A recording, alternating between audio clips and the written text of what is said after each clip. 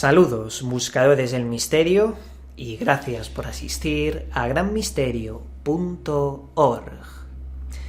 Hoy vamos a hablar de una de las personas que posiblemente sea la más importante y más influyente dentro del conocimiento oculto, del esoterismo, el misticismo.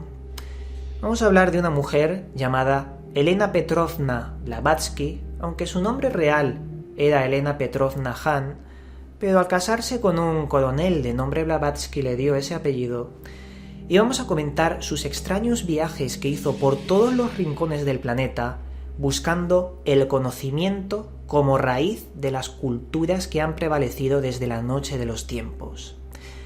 Esta mujer hizo un viaje para estudiar todos los saberes más antiguos del Tíbet, estudiar el vudú, estudiar todo lo relacionado con las ciencias ocultas, y hizo una cosa muy importante: reunir en 6 tomos, como este, la teosofía que ella había creado, una nueva ciencia, filosofía, llamarlo como queráis, que pretendía unir la religión, la ciencia, las artes y la naturaleza en una sola cosa, en una sola idea.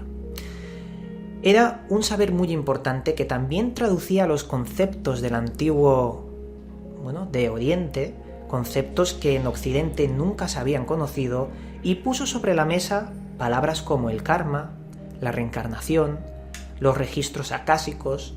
Todo esto, gracias a ella, se dio a conocer en Occidente.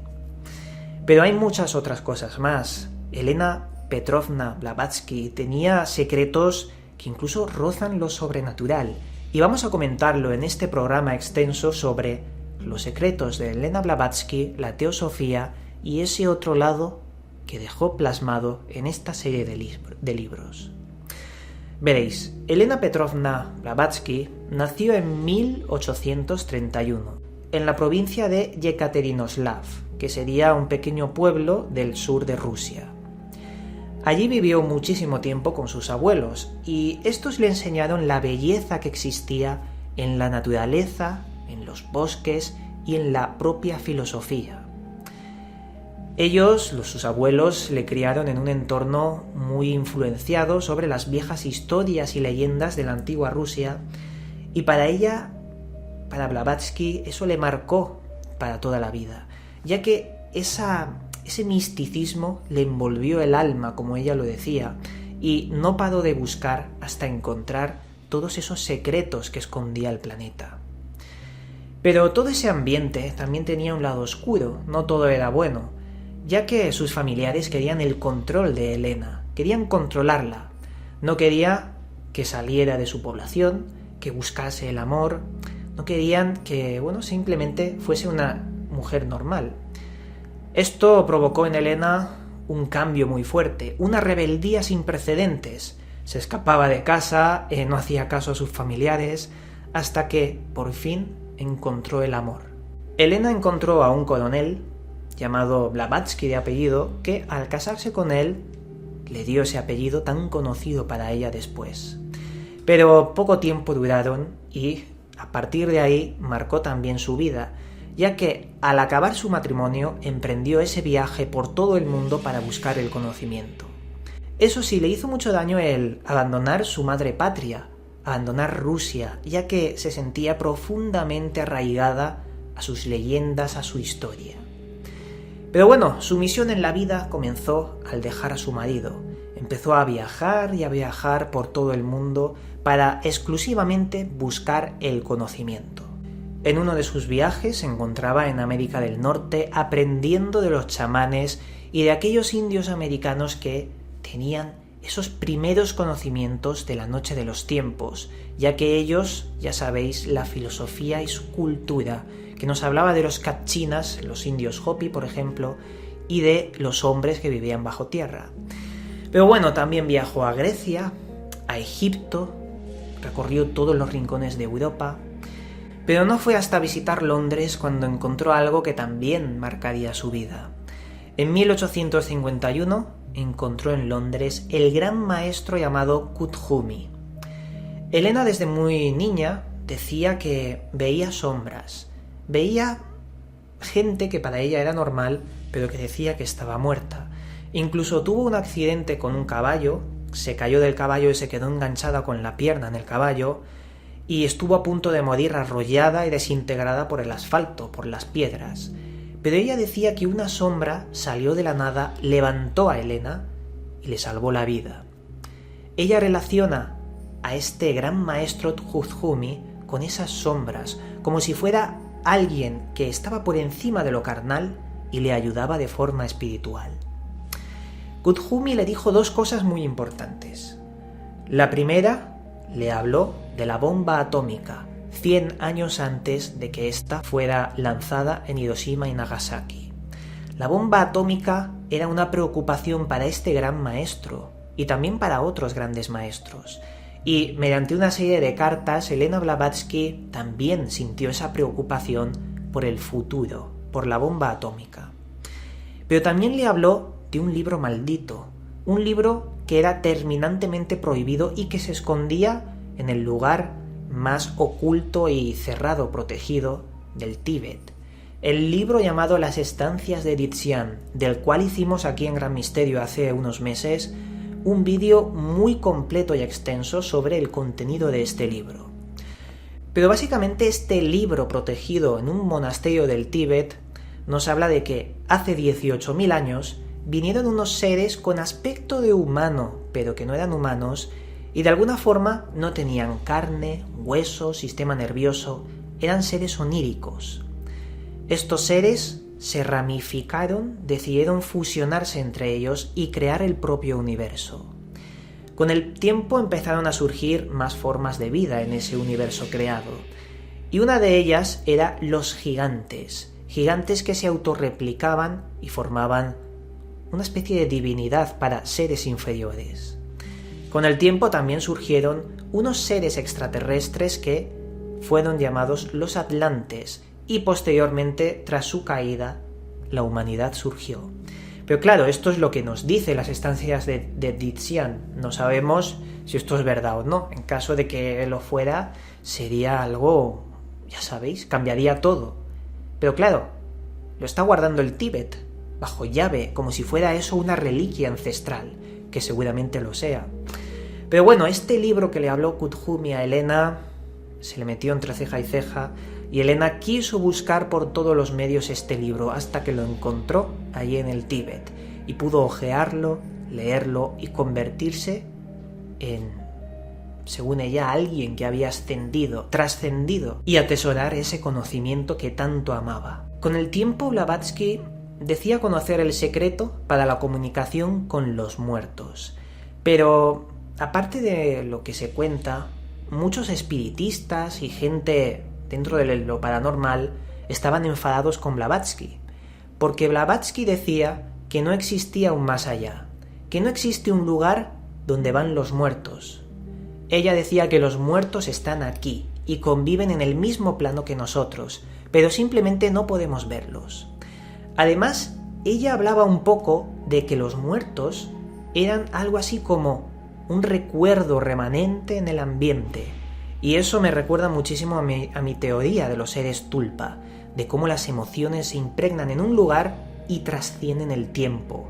Esas emociones, ese recuerdo, se puede volver físico y material o tener una especie de reminiscencia de esa energía.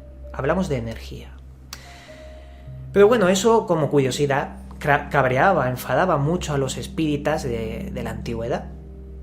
Pero Blavatsky era indomable, era una rebelde, como ya os he dicho, y en base a su búsqueda incansable, que buscó más que muchos espíritas de la antigüedad, porque recorrió todo el mundo, ella tenía un conocimiento muy férreo, muy arraigado, sabía de lo que hablaba, y por algo comentaba lo de que los espíritus están aquí y son algo más de lo que siempre se ha dicho. Pero en 1975 fue uno de los años el más importante para toda su vida y también para la vida de muchas otras personas posteriormente, ya que conoció al coronel Henry Olcott. Junto a él crearon la teosofía, y esto fue una cosa muy importante dentro del mundo del misterio. Lo que pretendía la sociedad teosófica era unir las doctrinas esotéricas orientales con las doctrinas esotéricas también occidentales. Hacer que varios conceptos de allí, aquí, fueran más entendibles. Como por ejemplo, los registros acásicos, la reencarnación o el propio karma, conceptos orientales que ella se encargó de traerlos a Occidente. No os podéis ni imaginar lo importante que es esto para el mundo del misterio. Fue la pionera. La Sociedad Teosófica tenía 3 grandes principios. El primero, crear una especie de unidad fraternal universal. Un lugar donde no existen distinciones por sexo, por color de piel, por raza, por religión. Todos somos iguales, no existe gente que es distinta. Ese era el principal principio de la Sociedad Teosófica. Un principio que bajo mi punto es bastante noble. El hacer que todos seamos iguales y que todos podamos aprender. El segundo principio era crear una fusión entre la ciencia, la religión, la filosofía y las artes para combinarlo todo en una sola. Ella decía que la ciencia por sí sola está bien, pero puede llegar a puntos dogmáticos y cegarnos. Lo mismo pasaba con las religiones. Ella pensaba que todas las religiones separadas hablaban de algo parecido, pero sometían y subyugaban al ser humano como un esclavo, por lo que hay que buscar una simbiosis incluso con la propia filosofía. Esto también era muy importante. En sus 6 tomos de la Doctrina Secreta, que es donde expone su teosofía, según lo que yo he podido leer, habla de algo muy noble y de verdad se percibe la esencia de todas las cosas en una sola. Creo que dio en el clavo. El tercer punto, y no menos importante, dentro de la Sociedad Teosófica, era estudiar por todos los medios la naturaleza y el alma, no solo del ser humano, sino de los animales, de los seres vivos. El alma era una obsesión. Hay que buscar el por qué estamos aquí y hacia dónde vamos. Y todo, como pieza clave, como la llave, era el alma. La palabra teosofía en sí misma significa buscar el conocimiento profundo de Dios. Pero, ojo, ella siempre promulgaba que muchas religiones nos mostraban la mentira. A la hora de imponer una serie de dioses con nombres, ella tenía una idea un poco más panteísta sobre que todo es Dios y tenemos que llegar primero a nosotros mismos para poder entenderlo. Es muy interesante el concepto, solo basta que investiguéis un poco y leáis un poco más sobre el concepto teosófico, sobre la idea de Dios. Pero también hay que comentar algo más. Estos 6 tomos de la Doctrina Secreta hablan de cosas muy extrañas. Nos hablan de los seres que vivieron antes que el ser humano. En el principio de los tiempos existió en este planeta, según la teosofía, seres formados por niebla y fuego, seres oníricos que de repente desaparecieron con el tiempo para dar lugar a los seres del norte, unas entidades que las llamaba hiperbóreos. Los hiperbóreos cayeron por una serie de seres con aspecto de reptil llamados los lemurianos, de Lemuria, y posteriormente también pasaron con el tiempo a los atlantes, que eran medio humanos y medio otra cosa. Cuando cayeron los atlantes, empezó a surgir la humanidad. Pero la teosofía nos habla de la 6ª y 7ª raza de seres que vendrán cuando el ser humano caiga. Y estos dependen de qué es lo que hagamos en el futuro. No especifica muy bien, pero hay acontecimientos futuros que están por venir que de alguna forma que los seres del futuro sean unos u otros y muy distintos entre sí. Y esto me recuerda mucho a aquellas profecías de Baba Vanga, que nos decía que en el futuro el ser humano se iba a dividir, íbamos a cambiar. Seres tecnológicos, seres con mutaciones, seres mitad bestias. Da mucho que pensar. Pero bueno, es lo que nos dice la teosofía. No hay que pensar que es la verdad, ni mucho menos. Y ella misma insistía que la verdad está en nosotros de forma relativa. Simplemente hoy os quería mostrar quién era Elena Blavatsky. No quiero convencer a nadie de nada, pero quiero que sepáis quién fue ella, cuáles eran sus intereses y qué es lo que nos dejó con estos libros de la doctrina secreta. Os puedo decir que me he quedado muy corto a la hora de hablar de Blavatsky, porque hay tantísimas y tantísimas cosas que contar de lo que descubrió, de que también nos dice los libros de la teosofía. Hay muchos datos, pero creo que lo vamos a dejar aquí a modo de introducción y de resumen sobre lo que hizo ella. Llegados a este punto, como siempre digo, el misterio está servido y continuamos con Gran Misterio.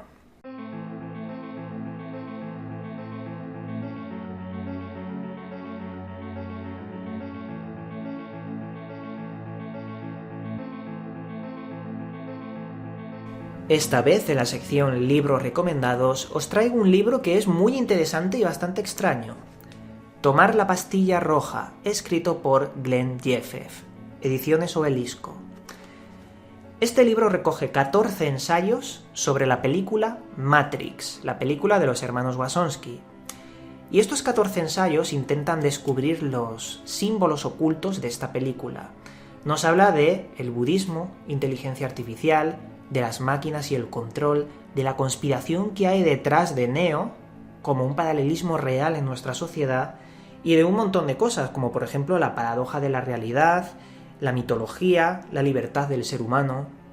Un libro muy interesante. Ya os digo que son 14 ensayos y muy bien fundamentados sobre la película, la simbología y lo que nos puede servir para nosotros en nuestro día a día conocer esto. Porque parece que en Hollywood nos cuelan de vez en cuando algún tipo de conocimiento secreto, oculto, para aquellos que saben ver y transmitir esos símbolos.